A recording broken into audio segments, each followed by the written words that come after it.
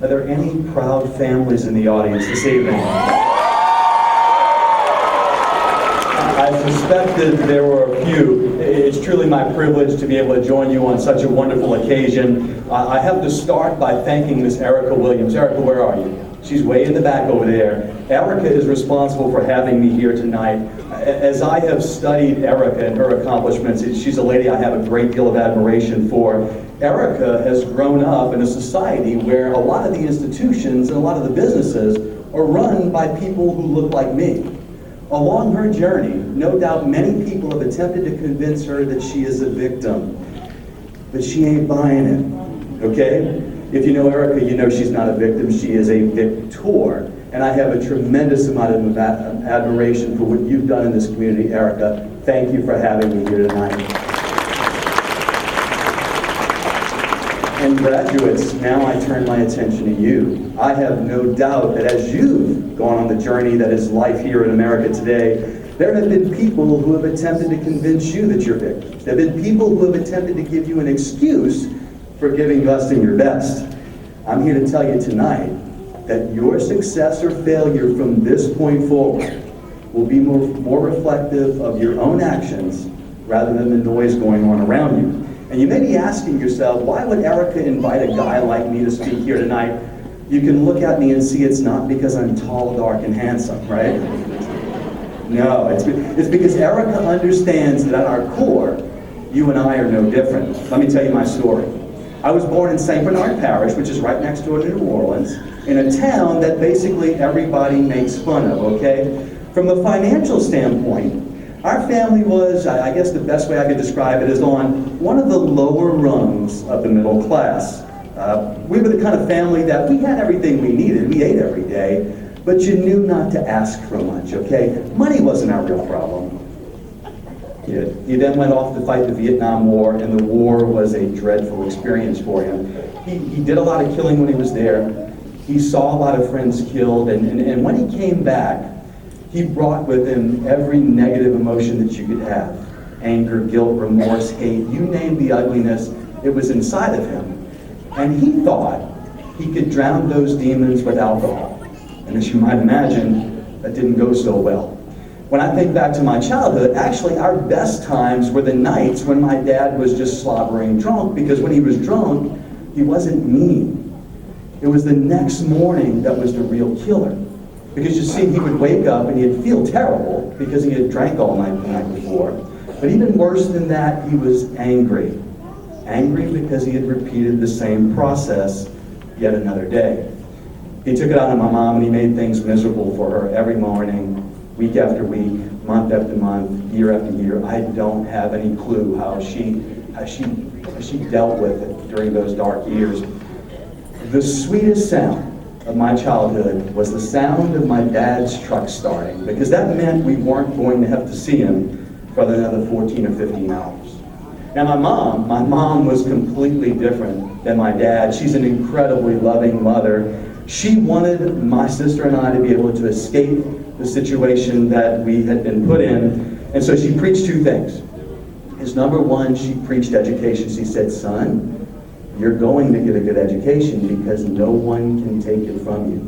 And the second thing she preached, she said, son, if you want to rise and get above those lower rungs, you're going to have to work harder than other people. So I took her messages to heart because I was desperate to escape our situation. I ended up being a good student, and it wasn't because I was the smartest person in the class, it was because I was motivated. When everyone else was closing their books, I kept studying. When I turned 16, Mama marched me down to the grocery store and she had me get a job so I could help make ends meet. Now, to say I was a fantastic cashier would be an understatement. If you were in the store, you wanted to be in my line, because I tell you what, I brought every bit of work ethic to my cashiering job. When I had to stock shelves, every can of corn was facing the right way, and I could even sling a mop with the best of them. Mama taught me to give my best, and I brought that to the little grocery store. One night, it was Lundi Gras, the night before Mardi Gras, and everybody else in the store called in sick except me. Apparently there was some party that I wasn't invited to. So I had to do everything myself that evening, including at 11 o'clock when we closed the store, I had to mop the entire floor. Now, I worked with Mike Breath that night. Mike Breath was an assistant store manager at the time. I want you to remember that name for just a moment. So at 11 o'clock, I went to work mopping aisle after aisle, aisle after aisle. And at 4 a.m., I finished right about the time Mike was finishing all the paperwork. He and I left the store together that morning, and I never had a Mardi Gras that year because I had to go home and go to bed. As a result of me taking my education seriously, as a result of me giving my best, I ended up being the first person in my family to go to college. I ended up being the first person to graduate from college. And I was in an arena at my graduation, much like you are tonight, in a seat that was a lot like the ones that you're sitting on tonight.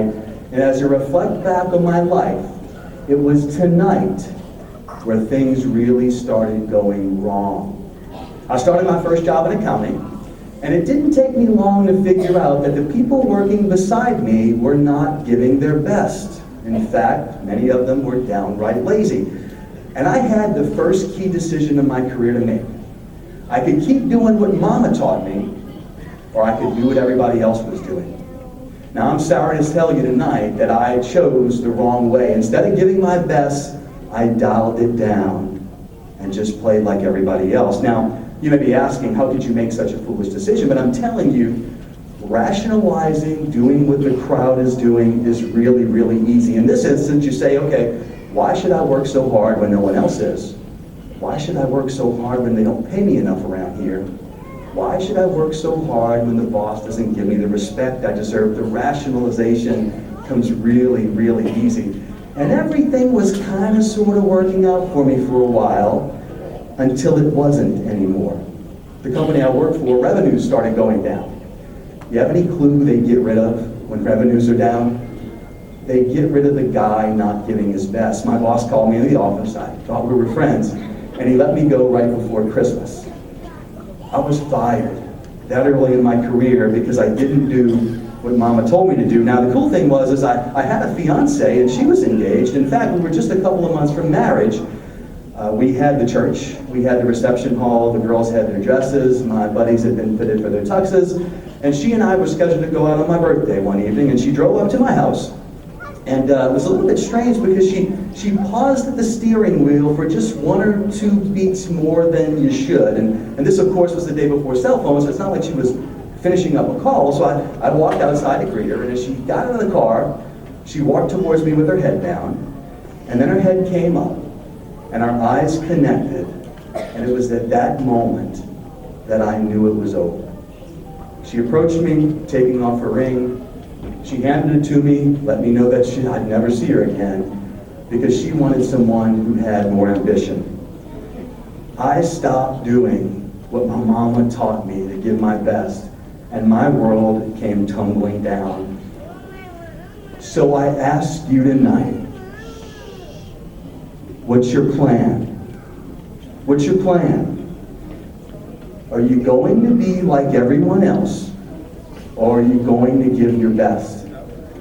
I'm here to tell you tonight that you owe it to your family. You owe it to yourself to bring everything you got. I didn't do that, and I was punished. I found myself out of work, lost my gal. I was sitting on the carpet of my home that I had just bought that I didn't have the money to buy a couch yet. And that's when a lifeline came to me. The phone rang, I got up to pick it up.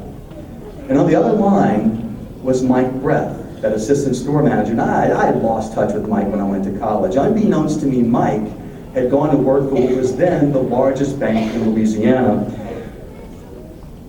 Mike offered me my first opportunity in banking, not because I had any banking experience.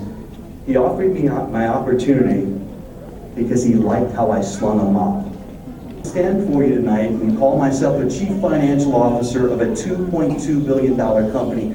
My story is not supposed to happen, but it did happen because of a mop. Because people are watching you all of the time. So tonight I want you to make the decision to give your best, because when you start your careers, the world is going to try to pound average out of you. You've got to not let that happen. And the good news is, is you have complete control over the level of effort you give. Now there's some bad news too. The bad news is that you and I want to be the total package, don't we? We want to be good at everything. Well, I'm here to give you some reality tonight. You and I are not good at everything. The sooner you figure out what your strengths and weaknesses are, the quicker your career will accelerate. Let me give you an example here. Many of you going to healthcare professions. Some of you have awesome personalities. You're people. You love to interact with people. You're going to be exceptional at the bedside, right? You're going to do an exceptional job handling your patients, but you kind of sort of hate the paperwork. Once you're able to figure that out and admit it to yourself, then you choose jobs that put you at the bedside more. Conversely, there are some of you who are great at the paperwork, but you ain't real friendly, right? I don't want you taking care of me when I'm in the hospital. That's just not that's not what you're programmed for.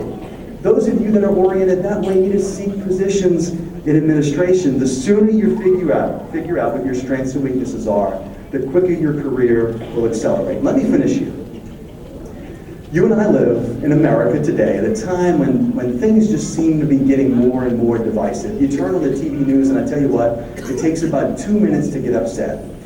I want to remind you tonight that you and I are blessed to live in this country at this time, because the world over, this is still the land of the most opportunity. This is still the land where the person at the bottom has the best chance of rising. So when you go to bed tonight, I hope you'll get on your knees and I hope you will thank God you're American. I hope you'll thank God for your education.